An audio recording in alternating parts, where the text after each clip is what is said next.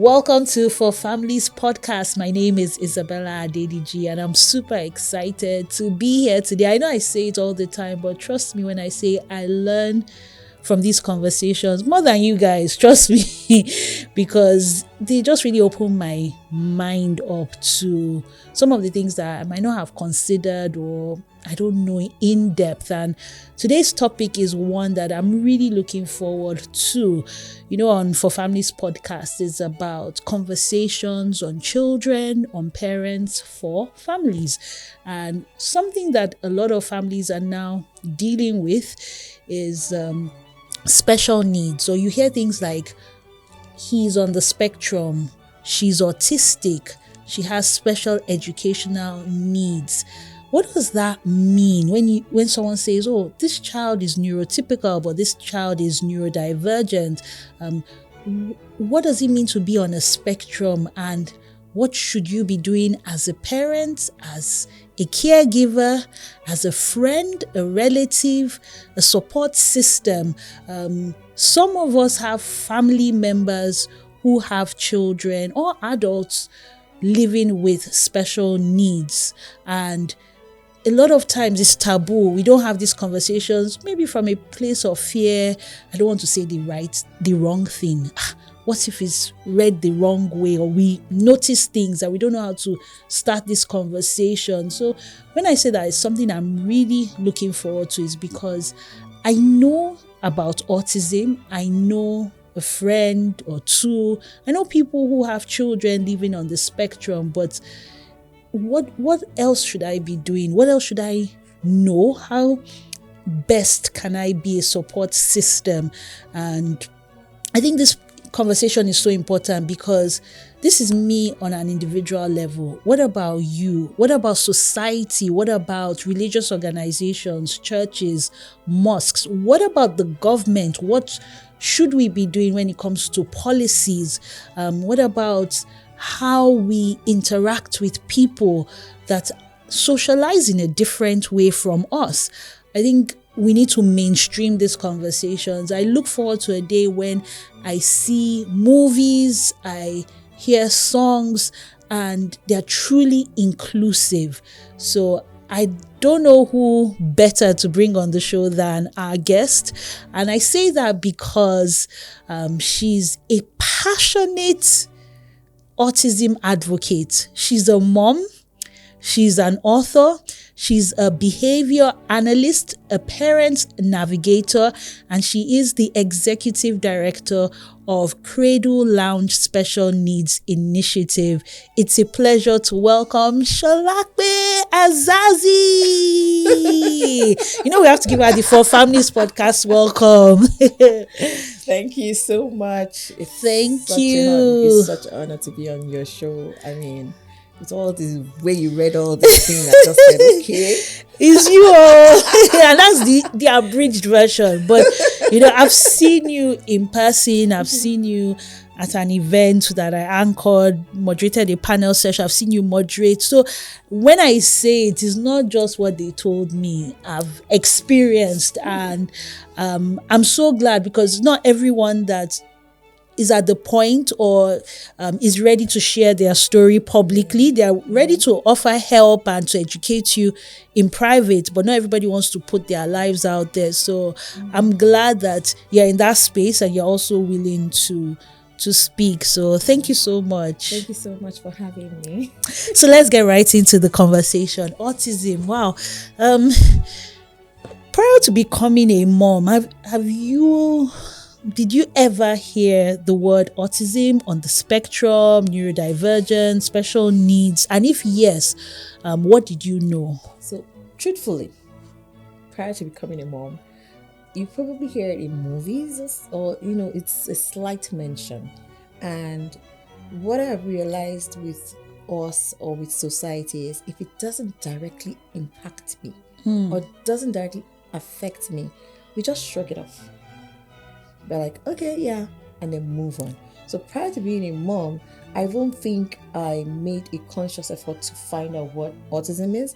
I mean, I do have a niece that is on that has Down syndrome, but never really took time to find out what all of that was about prior to becoming one. Yeah, that's the truth. I think everybody, like, you know of it, but you don't really engage with it because it's not there in your face. Like you said, the movies don't put it right there all the time. So, okay. And then, the movies have a way of glamorizing it.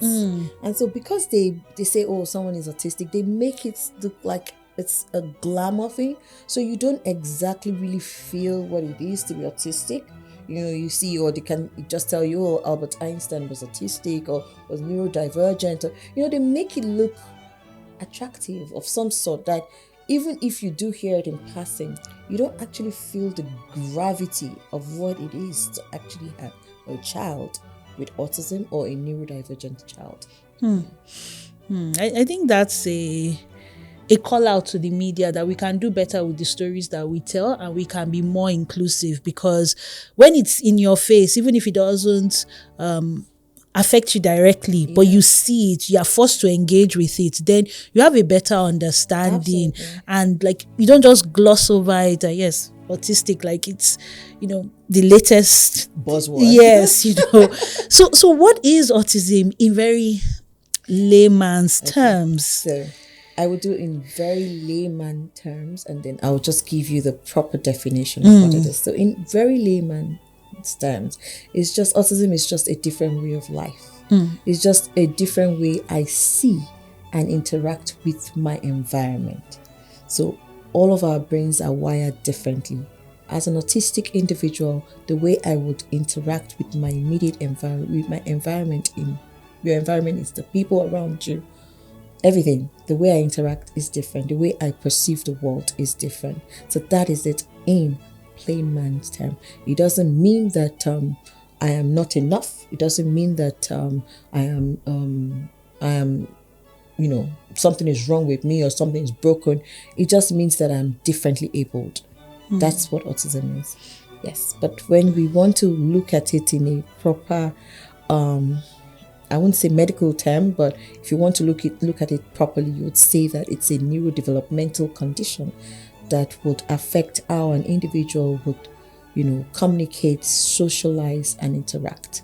You have different domains that they would look at for them to be able to even say, this is autism or this is not autism. So they're looking at your social communication. They're looking at your social interaction.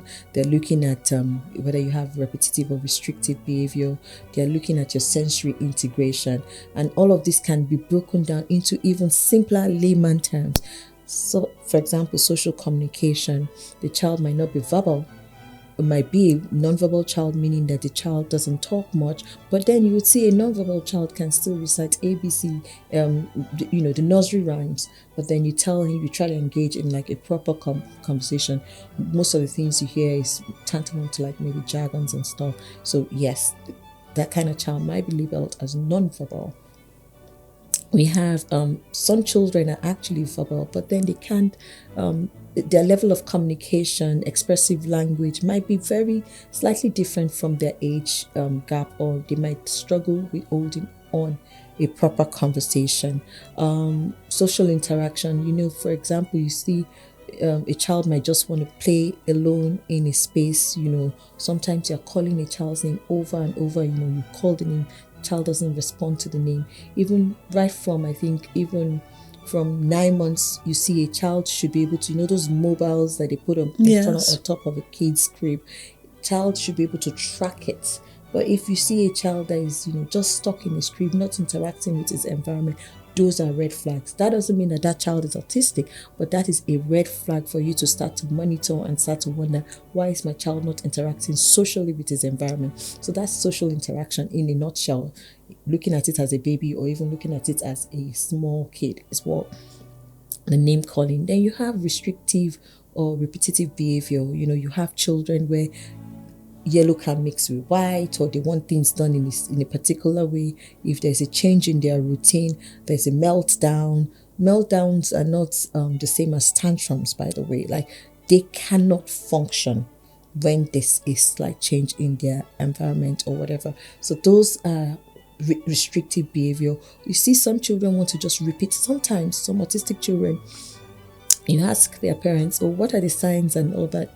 They say, oh, we don't have restrictive behavior. But then you see that maybe they're watching a movie and they're only interested in maybe 30 seconds of that movie. So when that 30 seconds is over, they repeat it again. They watch it, they repeat it again, they watch it. So when you see a child like that, it causes you to pause and wonder what's going on. But in a nutshell, that's repetitive behavior. It doesn't have to be hand flapping. For some children, you see the classic sign of hand flapping or spinning, or some children, they sit on a chair and they just want to keep spinning around and around. Those are classic signs. But in some children, you don't even see those classic signs. So you look out for those little details which still falls under repetitive or restrictive behavior. Then we have sensory integration. For some children, this light that we're here right now is way too bright for them. Some will cover their eyes, they can start to scream. Some, it's the noise. They cannot, they can't bear it. Loud noise or sudden noise, it affects them so much. They hear it as loud as anything else, and it's a lot. Some children, it's the tag on your dress. They cannot wear dresses with tags. It bothers them so much. You've heard adult self-advocates tell you that it's as if they feel like a nail is scratching on their skin. So imagine you living with that kind of sensation. That is how much they feel those things. So yeah. Thanks for breaking it down. I think it has opened my mind to not just the signs, but understanding there are different ways of interacting with their environment, with people and behaviors. Now, let's go a bit personal. So you had heard about Down syndrome, you had the niece, and then you've seen it in the movies. When did it come to your doorstep, literally? Okay, so fun fact, my child met the milestones as at when he should. So he spoke when he should speak. He did everything right, correct, and all of that. However, I think one of the milestone checks is that at 15 months you should have a particular number of repertoire of words in your dictionary, in your repertoire, and then 18 months you should start stringing in short sentences and all of that. So at 18 months we don't have new words, and we were sort of losing some of the words that we had. So we weren't talking or corresponding as much as we were doing. And at 20 months, he went mute. So, I mean, he would be in the house. I will have a child in the house. And, for a 20-month-old boy, they will have dragged you, disturbed you, made you. Yes. They're not even yet too quiet. And the only way he will, show signs of discomfort is crying. And he will cry about everything. Cry. But I was just like, sorry, hold up. This is a child that was communicating properly and doing everything. And then after a while, he wasn't communicating as much. I wasn't hearing him talk much. And then by the time he started talking again, it wasn't even talking. It was just crying, and it was baby babble. When I say baby babble, this is a child that I have videos of calling mama and running up and down and climbing the stairs and doing stuff. And then we'll just, no clear audible words of any sort. And so for us, that was the first time autism visited us, because so we had to take him to his pediatrician. Then we're not in Nigeria, we're in Dallas. So we took him to his pediatrician, and his pediatrician looked at him, assessed him, and said, oh, we need to flag him down for autism. And so what we can do is that you can start to do immediate intervention in terms of speech intervention with him. And they told me they couldn't give me a definitive diagnosis until he's 3. So is that normal? So again, they explained why you can't get a definitive diagnosis, because autism mimics some other childhood neurodevelopmental condition. It might be autism. It shows that there are signs,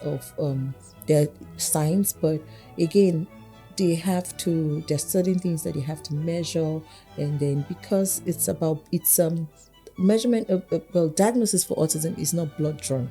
Yes, it's behavioral.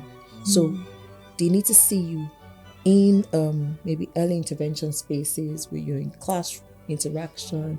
There's so many metrics that they have to use to determine whether you meet the DSM-5 criteria for an autism diagnosis. And so usually the benchmark is 3 when the child is of school age.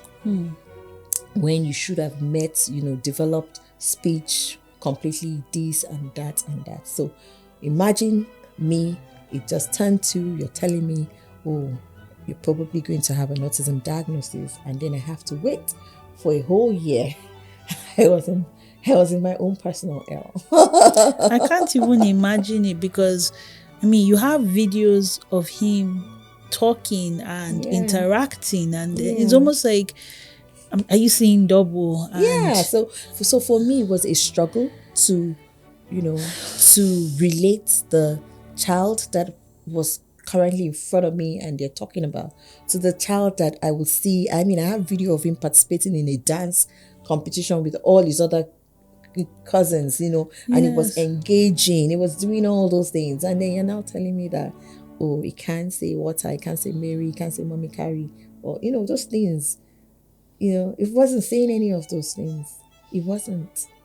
So I'm now curious, that is autism something that a child is born with and only manifests at a certain age, or is it something that can happen to a child at any time? So it has to be a genetic marker. There's a genetic marker for each child with autism. So it makes me think that it's something that is innate in the child. We also have children that... When you say genetic marker, what do you mean by that? So not everyone here... There's something in it. So it's like in their DNA? Yeah, something like that. Because when you think about it, you can have... I do know of a friend that has a set of twins, and only one is autistic. I know someone like that too. So, but then they grew... she nursed the 2 of them together in the same way. So, because again, there's an environmental factor to it. There's also medically induced autism. You have a premature baby, they start to watch that child because they start to wonder that, maybe brain development and formation and stuff like that. And so you would see in a modernized world, Western world, once you have a child like that, premature or incubator and stuff like that, they will start to check to be sure that what's going on, how is this, so that they can quickly catch autism. Again, remember I told you that as young as 9 months, you can see the red flags. 9 months? Yes. You can see a red flag. Red flag does not mean you're autistic. But when I start to see red flags and I start to put early intervention means that I can then now start to correct some things that can be corrected, adjust, modify some things that can be modified, so that by the time the child is of a particular age, the child might not even meet an autism diagnosis. So that 9 months is when their eyes are not following, they are not interacting with the environment. You are calling, all those things. By 12 months, a child should know his name. So a 12-month child, if I say Tade, the child should turn to the sound of his name. The child that is not responding to his name. That is already... So if I already know that you're a premature baby, you're predisposed to this, I'm already checking. So I already catch it on time. And when I catch it, I'm already putting the intervention, the behavioral intervention, the support, the language, all those things that will make sure that there is a good turnaround at the end. By the time you're 3, you're good. So let's go back to those 12 grueling months when you were waiting for that diagnosis. Were there things they told you could do during that period? Oh, absolutely. Yeah. I was told that early intervention was key, and I needed to start to do early intervention with him. I was given some things that, from speech therapy to, behavior intervention and stuff like that. And we did start. We started when we were in Dallas. We started, but when we moved back here, we also did get someone else to, continue with the support for him.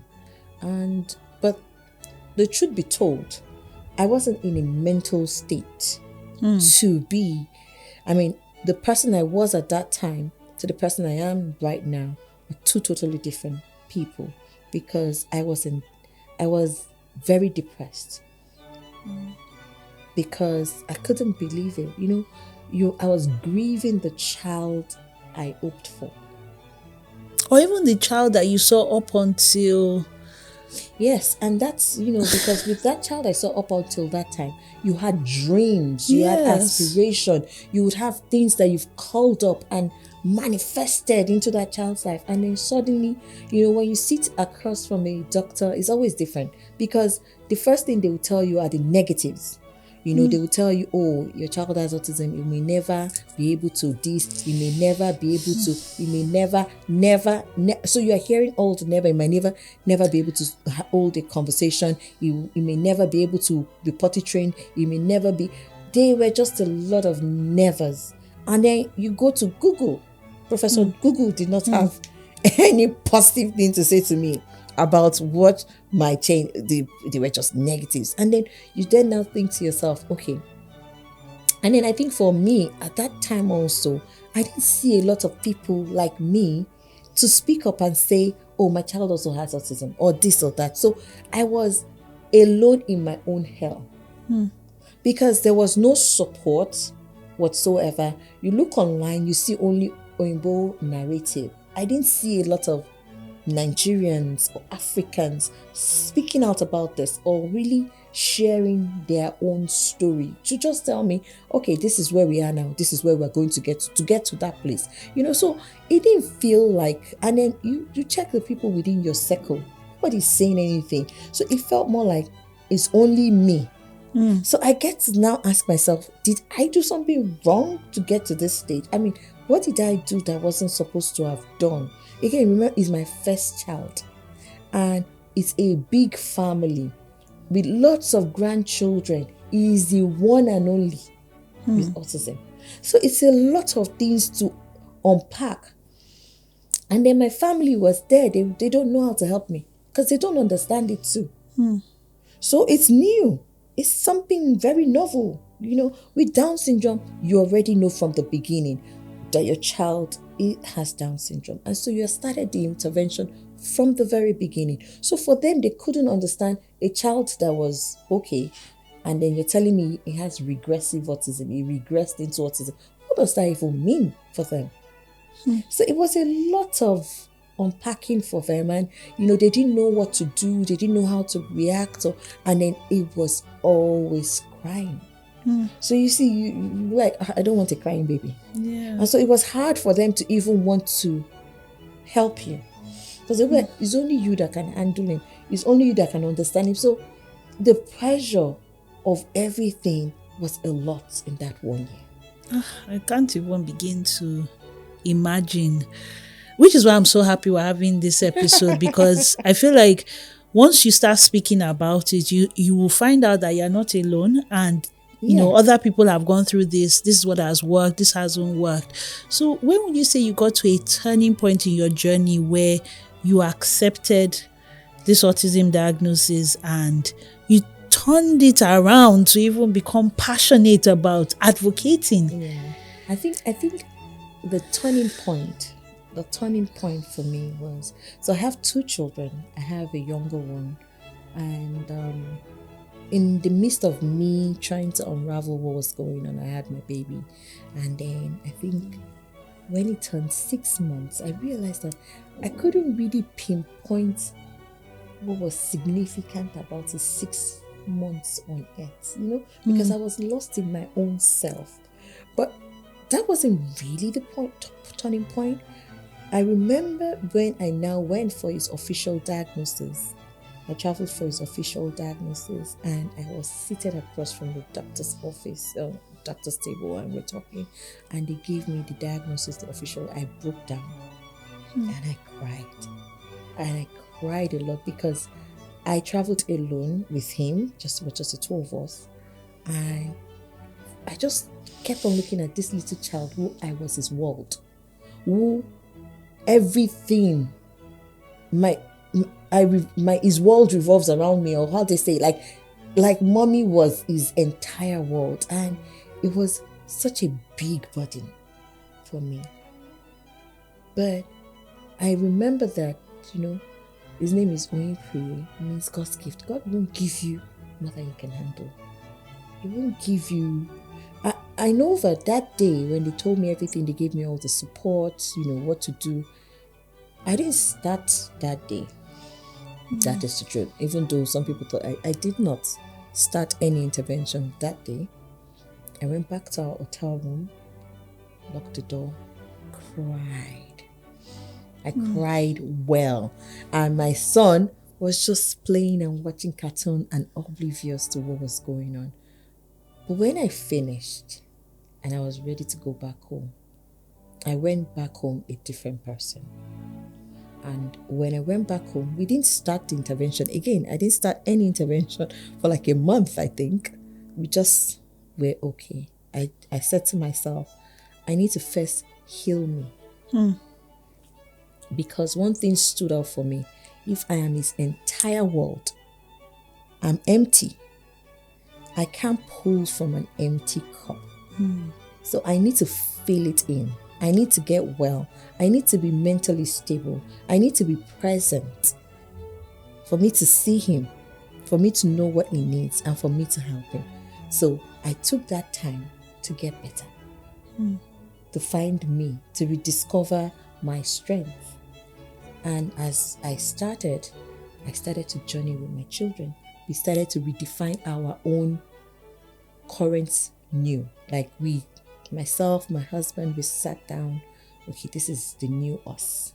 Our dreams of before is different. Now we're going to journey together as a family.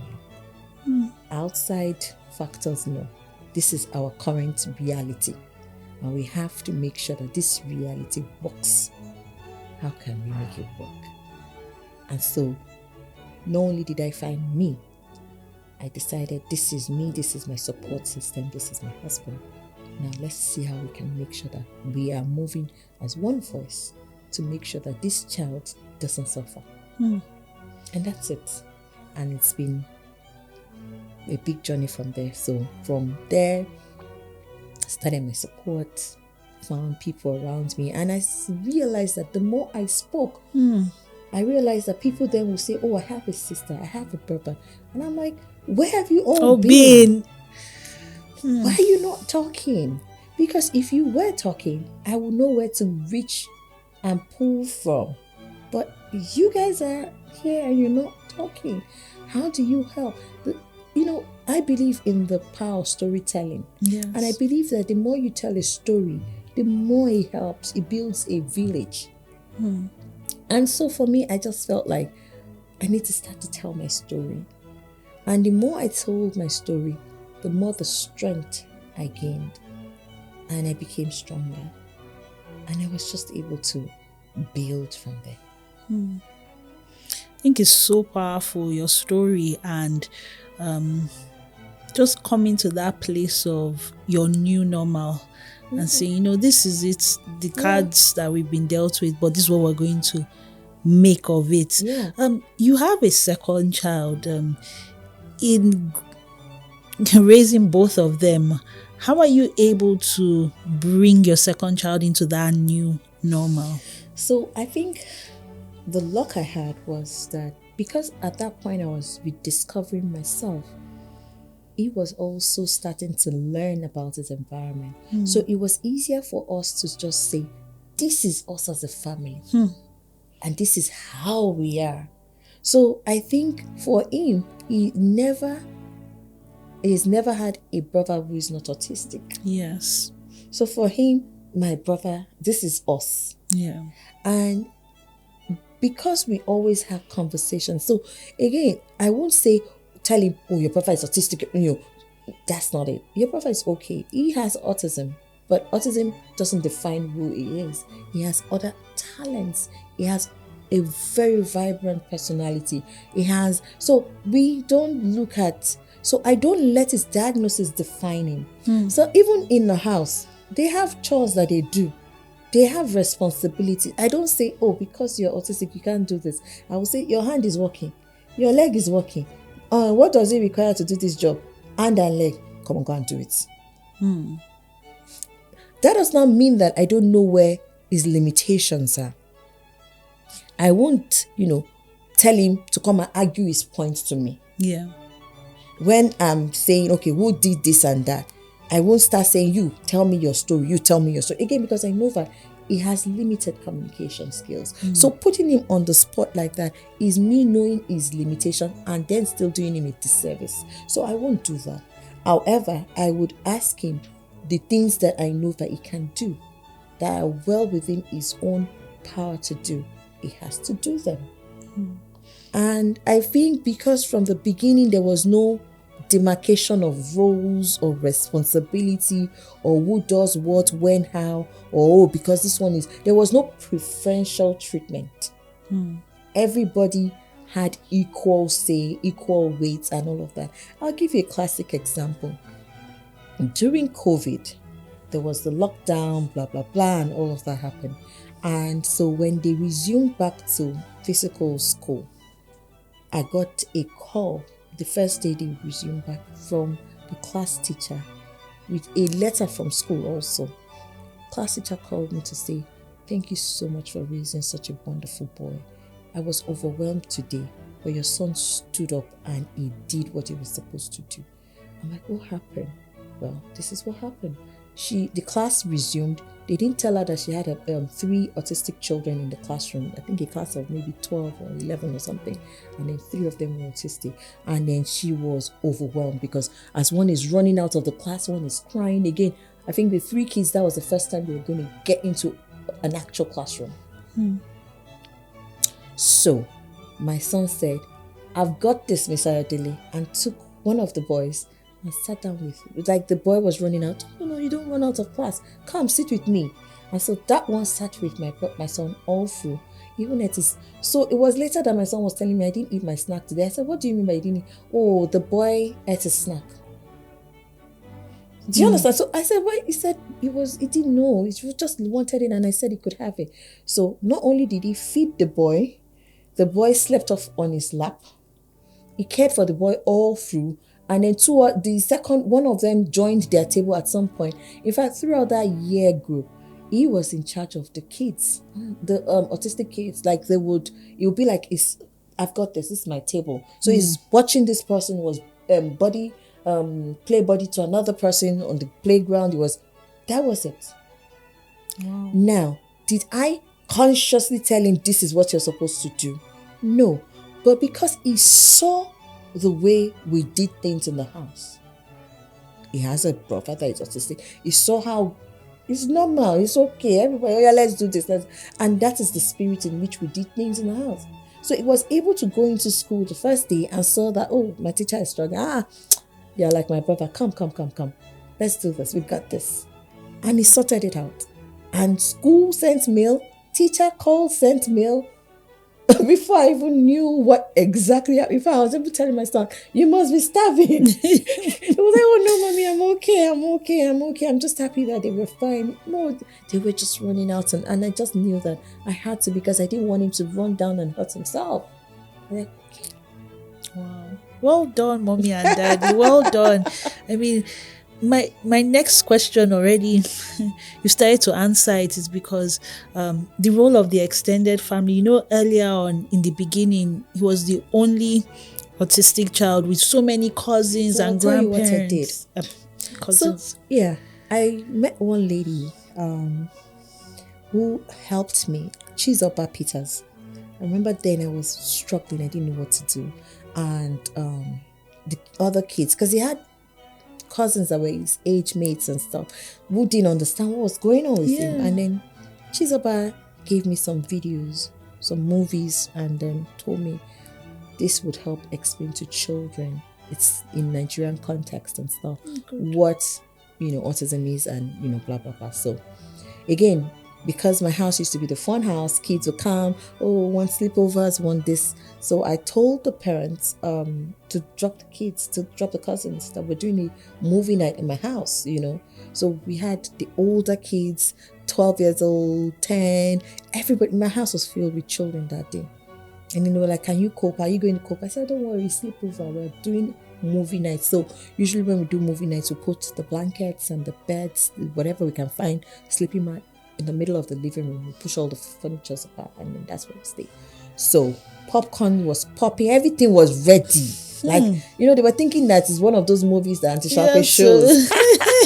So I started the movie. And then it showed a child, a Nigerian girl. They talked about autism. So after like 5 minutes, I noticed that they were excited about the movie, but when the movie started, everybody went quiet. Like, I didn't say anything. So after 5 minutes, I paused. I was not like, anybody has any question? Then the older one said, autism, is that what Priye has? Are they trying to talk about? I said, yes. I said, oh. Then another one said, oh, I see how the child was so and so, like what Priye does sometimes. I said, yes. And then we started having a conversation about autism. And this and that and that. And then even the younger ones are like, oh, okay. Oh, so you mean that there's nothing wrong with him? I said, no, you see, there's nothing wrong with that girl. Oh, is that why Priya cries a lot sometimes? I said, you know what? Yeah. So we had a full-blown conversation. And afterwards, I said, let's watch a little bit more. And they were like, can we watch everything? Wow. I'm like, yes, we can. And so we watched it all. We'll pause in between, have conversation. We watched the entire show. When we finished, so Priye's school had one of his older cousins in school. I'm telling you, the following day when he went to school, he became the what's it called? Bodyguard. Don't touch him. Don't this. Do you know autism? Have you heard of autism? Became an advocate. And started telling everybody, you, do you know autism? That is it. And so when you ask my nieces and nephews, they are aware of what autism is. They would even tell you what it is, because I introduced it to them as younger so that they know their cousin. There's nothing wrong with your cousin. He's okay. And I remembered also when I wanted to be sure whether he had, in fact, funny story, that's what started Cradle Lounge for me. It was in nursery 2, and I wasn't sure whether he had friends. And I was like, social communication and social interaction is a big deal with this autism. I used to say, does my child have friends? Do the people in his class, they understand him? They know how to be his friend? So there was a meeting, and I wrote a nice, lovely note to all the parents in the class. Please, I'm going to be hosting the children during meeting in my house. You don't have to bring nannies. Just write what your children are allergic to. It's going to be a fun 1 week, but you can just do 1 day and start off whatever, So I wrote the note and then said, I told them it's going to be lots of, drawing, painting, swimming. If your child is not a swimmer, there's going to be lifeguards available. So I put all the nice notes. And so all the parents are like, what's going on? Okay, they sent there. In fact, later on, I found out that one woman dropped her daughter at 10 and stayed outside the gate till 1 o'clock pickup time, because she was like, what are they going to do in this house? I'm going to wait. And I was like, Mom, you could have just come inside to check. She said, but you said no nanny and everything. So I was wondering what was going on. So basically, I knew that my son's strength was drawing. But I wasn't sure if the children in the class understood him or knew how to communicate with him. So I said they will meet you on your own turf and see your strength and understand that even though you don't communicate like them, you still have something that is uniquely you, that you can stand on business with all of them. So that was the plan. The plan was showcase PA on the good lights. So they all came. The kids came, they had pizza, they had this, and then it was the time for art and craft, and Priye's craft stood out. And then he kept on saying, oh, I like how Priya did this. Oh, I said, that's what he does. He likes to paint. He has an eye for colors. He's very versatile. And then he kept on saying, oh, I didn't know Priya can do this. Oh, I didn't know Priya can. I said, my darling, he can. So I got people to be able to attend for that, and the kids went on, and then they told their mother they're coming back the next day. And then they came back the next day. And that entire midterm, my house was full with kids from the class.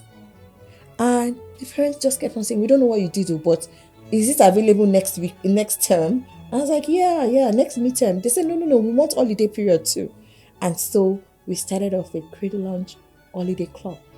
Wow. That's so powerful, like the inclusivity, and you're showing them, yes, he's different, but he's also the same as you. There are certain things that they're common denominators. Everybody does arts and crafts, whether you're neurodivergent or neurotypical. Yes. Wow. And then in that art and craft, you can see that someone else can shine, even if he doesn't have the words. Yeah. Wow, that's amazing. As we get to the end of this conversation, you have shown in very practical terms what has worked for you and how you've been able to just get on with it and not deprive yourself of that motherhood experience or deprive your son from achieving his full potential. So in everything you've gone through and you've observed, you've interacted, you've experienced, you've learned, what would you say is that big lesson that you take away from it all, that someone out there who is watching maybe hasn't yet gotten to that place of acceptance, or is awaiting a diagnosis, or is not sure of what steps to take? They've noticed some things, but fear is holding them back from doing an assessment. Well, what's that lesson that you have for them? The first thing I would say to someone like that is, you need to learn to breathe. You take a moment and pause and breathe. It's true, you hear people say, smell the flowers, be present, but breathe. Because it gets, with every stage, there are different challenges. So if you are not present, you're not breathing, you're not slowing down, you're not in the moment, everything will feel overwhelming. Everything will feel daunting. And even as daunting as it is, take the first step. Breathe and take the first step. And find the right support. Your support might not even be your husband. The right support for you might not even be your mother-in-law or your sister. Sometimes I've drawn support across the globe. You find your tribe, your village, build it. There are some people that, I need to talk to about X, Y, and Z. I need to talk. And learn to keep filling your own jar of happiness. Because our kids, they see us, they draw from our emotions. So if you don't have it, you can't give it. So someone that is present in the moment, that is breathing, that is taking those steps, would definitely be feeling that jar. With positivity, not negativity. You feel that jar, and as you feel it, then you can give. Because those pilots, they have a reason for them saying, you buckle your own seatbelt first before you help. So if you don't have it, you can't give it. So find your own grounding level, be balanced, then give. That's so powerful, like centering the person first. Yeah. Because a lot of times you say, this is what you should do for your child, this is what you should do, but it starts with you first. It starts with you first. Like when people talk inclusion, I ask them, are you inclusive in your practice? If you are still looking at this as a bogus thing, then you haven't started. It's the simplest things. It's the simple decisions, your everyday action. When people talk, I am asking you, break it down to the barest minimum, then look at it from there. That's how you would know whether whatever you're doing is actually effective or not. Well, very quickly, as we close this conversation because we're out of time, I just want you to speak about the work you do at Cradle Lounge Special Needs Initiative. So, Cradle Lounge, evolved from the holiday club. So now we do a lot of advocacy. We do a lot of support. Again, I think when you introduced me, you said I was a parent navigator. Essentially, what a parent navigator does is that we see where you are, we identify where you need to be, what support you need, and then we connect you to those support systems. And then we try to make sure that we follow through with all of that to be able to be sure that you're not left alone. For me, when I started this journey, it was that feeling of alone. But the goal is to make sure that you are not alone and your child is thriving. And quite recently, we decided to start engaging policymakers, and we do a lot of advocacy work on that level. Wow, well done. So if you feel alone in this journey, Cradle Lounge Special Needs Initiative is here for you to hold your hand and to help you build your own tribe, find your support system, your village. It starts with you, really. So I thank you so much. This has been so encouraging and inspiring, really, because I've seen how you've been inclusive and you've preached the gospel of autism without holding a microphone. You've lived it, and that's what you've made advocates of parents, of other students. So well done. And I'm definitely leaving this conversation more knowledgeable and better able to provide assistance, because it first starts with the person first. Yeah. And it is first focusing on the person before I now say, what about your child or anything? Then from that place, we can have a full-on conversation, but from a place of knowledge too. So thank you so much, and all the best.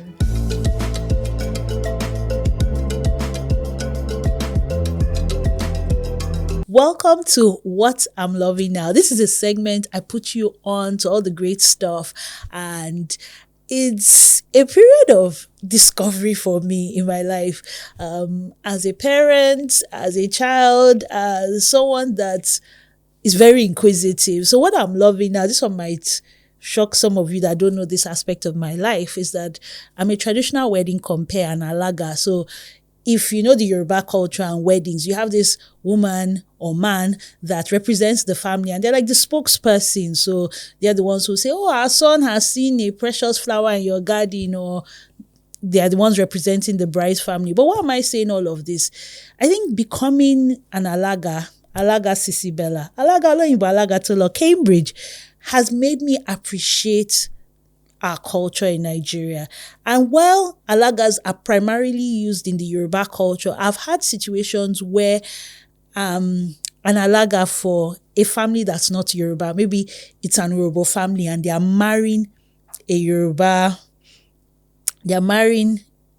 groom is marrying a Yoruba woman. So the groom's family might be Yoruba, and then the bride's family is Yoruba. So I'm now going to have to learn about the Yoruba culture. So it now forces me, which is a good thing, to find out more about their customs, their culture, their language, their songs, their dances, what they do. And I've even had instances where, because I'm an alaga and it's not even a Yoruba wedding, they'll say, we still want you to incorporate that alaga into a wedding that has nothing to do with Yoruba culture. So I've done one that is an Yoruba wedding. In fact, 4 tribes: Urobo, Isoko, Ishan, and one other one now. The name skips my mind. But I'm in that phase of discovering different cultures, and I really love it, because a lot of times you think that Nigeria is just Igbo, Yoruba, Hausa. I don't know why they teach us that, but Nigeria has so many cultures. And the more I learn about a culture, I appreciate how they do things. I appreciate the diversity that it brings, because truly diversity is that spice of life. Variety is the spice of life, like they say. And I now see that, okay, in the South, you have Abo. Before I used to think it's just, maybe in Akwa Ibom, you have Anang, you have Ibibio, you have Oron. Now I know there's Abo. I know there's a place called Itigidi. And I'm looking at the south, I'm going to the southwest, I'm finding out beyond the Yorubas, you have the Ebiras, you have the Yagbas, right? You have in the north central, I think, that where you have the Igalas, you have the Ebiras. You also have the Thieves, you have the Domas, you have Igede. And you know what helped me even learn about Igede was when my children's school, they were doing a cultural day, and my children were in the north central. And usually I'll just think, okay, Igala, Idoma, Thief. I now found out about Igede, and I was like, okay. And as I've done more research, I'm finding out about tribes I've never heard about. So in the you have in the northeast, you have Bachamas, you have Kilbas, I've heard of Baju, you have the Baggies from the FCT, you have Atia, but that's one I just I just discovered now. You have Kanuris, you have Fulanis, and so many tribes. So you can see that I'm truly on a roll. And why am I loving it now? Is because Nigeria is so blessed with different cultures, and a lot of times we're just stuck on the three, and it robs us the opportunity to learn and appreciate, to try different food. So in my house now, they're tired, but they have to do it. We cook from different parts of the country. So today we say we're going to the south. We're going to eat, let's say, what is an isoko soup now? Maybe your Urobo soup. What is that yellow one? Owo soup. Sometimes we'll now move to the north central, or we'll move to the north, like baobab leaf, luro, or miyan kuka, and we're trying different things. So this discovery of different cultures that I'm on, beyond the fact that it ties into my work as an alaga, it also makes me appreciate like our local produce. It opens my children's palates and my husband and everyone in the house to different foods, because I tell them that, okay, this child can grow up and tomorrow they're going to post them for NYSC and they would have tasted this thing. So it's not weird to them. And even just the fashion, like looking at, why do they wear this fabric, or why do they do this in their tradition? So I'm on a roll. If you leave me here, I can talk to you about so many different cultures. And sorry if I've not mentioned your own, because there are so many out there. And personally, I'm Yoruba. My mom is half Igbo and half German. So I can't even run away. Like, the only thing was that I needed to marry someone from the north. Even though coincidentally my husband is half Yoruba, half Igbo. But I think our children are pan-Nigerian. So let me just stop here. That's what I'm loving now. I encourage you. Learn about a new culture. Go and learn about a new dialect. Try a new food. Find out about their passion. And yeah, that can bring the family together. So that's what I'm loving now.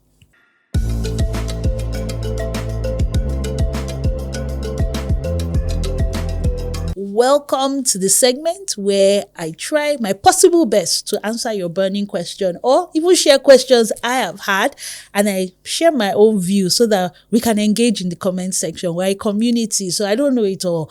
So if I have a question and I try to answer and my answer is not enough, maybe because of the time or I don't have the experience, trust me, community members will engage in the comment section and will give you an answer. So today's one has to do with getting children to eat different foods. There's nothing like dealing with a picky eater. You spend all that time in the kitchen, you do all this recipe testing, you combine this one, combine that one. If you're a foodie like me, or you're a culinary enthusiast, I went to culinary school, so you can see that my own love for food is on another level that I went to school, right? So let's say you've put in all this energy. I'm going to make this dish. I'm going to do this one for my child. And then child just takes one spoon and doesn't want to eat it and just wants to eat one thing all the time. I mean, it's not even good for their health. What do you do? So what has helped me is that I introduce different types of foods to my children from a very young age. So once they start their semi-solids, 6 months and above, I'm thinking about other things. So yeah, oats is what we're used to, oatmeal. But have you heard of acha? Have you heard of fonio? You know about ogi, but you can have white ogi, you can have ogi baba, you can have sorghum, you can have millet, you can have tamba flour. So I just try to use different things from different parts of the country that, you know what, they are using this thing in Jos, or they are eating this thing in the south, and their children are okay. So how can I incorporate that ingredient into these semi-solid foods? When they are really, really little, I do the pureed stuff. But the older they've become, they now eat what's in the house. So my own way or what has worked for me is exposing their palate to a variety of textures, flavors, ingredients. And these are natural ingredients. So because I'm the one preparing it, I know, okay, let me try this one, try that one. I go online, look at what recipes are saying. How can I modify it? And it's a journey. So now that they are older, I try to still keep that going and get the whole family to eat. So, today we can be eating food from the southeast. Tomorrow we can be eating from the northwest, the north central. And maybe it's my family, they know that this one will always come with foodie adventure. So I think if you can get the whole family on board, it helps. So when the children see that daddy is eating it, mommy is eating it, auntie is eating it, uncle is eating it, everyone is eating it, they too can be encouraged to eat. If they have allergies, I'm not suggesting that you should give them something that they can't take. That's where the likes of your pediatrician, nutritionist, medical professional comes in. But from a culinary enthusiast, I would say try different things, get everybody on board. And when they do like something, like let's say your child likes beans, how else can you serve beans? You can do ewariro, jollof beans. You can do beans and rice. You can do ewa going. You can do moi moi akara. You can even do like akara waffle. So you can see one ingredient, it can be used in multiple ways. Akara pancakes, nothing we never see for this internet. Or is it Obasanjo's internet or BAT's internet? The internet full of ideas. So that's what has helped me. What has helped you, if you have picky eaters, and please share in the comment section. Let's all learn from each other.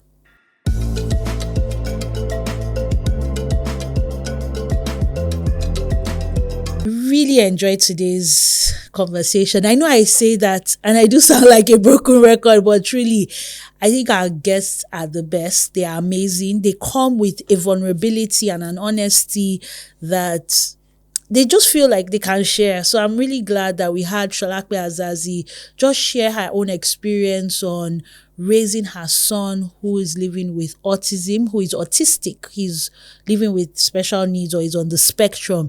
He's neurodivergent. See, I'm trying to remember all the right ways of saying these things. It's a neurodevelopment condition. Yes, it's not a disease. It's not a sickness. It just means an autistic child or person will see the world differently, will engage with the world differently. Their senses will react to their environment differently. And I think the more understanding we are, the more inclusive we can be. The more inclusive we can be as a society, as the media, as government, as people, as churches, as mosques, and all the other religious organizations. So this was such a great conversation, and I'm looking forward to having, more parents, speak about different things. Today was autism. Tomorrow could be Down syndrome. It could be something else, because there are families out there and a lot of them are suffering in silence because no one is speaking up. So I was so happy to have anchored this conversation. And then what I'm loving now, I'm on a culture thing right now. So I just love discovering new cultures in Nigeria and around the world, but I'll start from home, right? So whether it is Kalabari, is Ikwere, is Oron, I'm starting from the south, is Ishan, is Isoko Urobo, it is Yoruba, it is Igbo, it is Hausa, Fulani, Idomati, Vigala, Jukun, Birom, Angas, it is Kanuri, Buari, Atia, Baju, Basa. Yes, I'm on a roll. So that's what I'm loving now. Discovering cultures and discovering their languages, their food, their dressing, their practices. And the burning question had to do with picky eaters. What are you doing to get your children to eat different types of food? Starting young and getting everyone on board. That's what has helped me. What has helped you to convert that picky eater, or taking one ingredient they like and transforming it in 10 different ways? And that's where we call it a wrap on ForFamilies Podcast. I've had an amazing time. If you already haven't subscribed, please, Ejo, Biko, please subscribe to our YouTube channel and follow us across our social media platforms. Tap the notification bell so that you're notified when a new episode drops. Share this link in all those your WhatsApp groups. Share it and connect with us in the comments, in the DM. We can't wait to hear from you. It's our podcast. My name is Isabella Azazi, and I can't wait to bring yet another episode of ForFamilies Podcast. Till then, it's goodbye from me.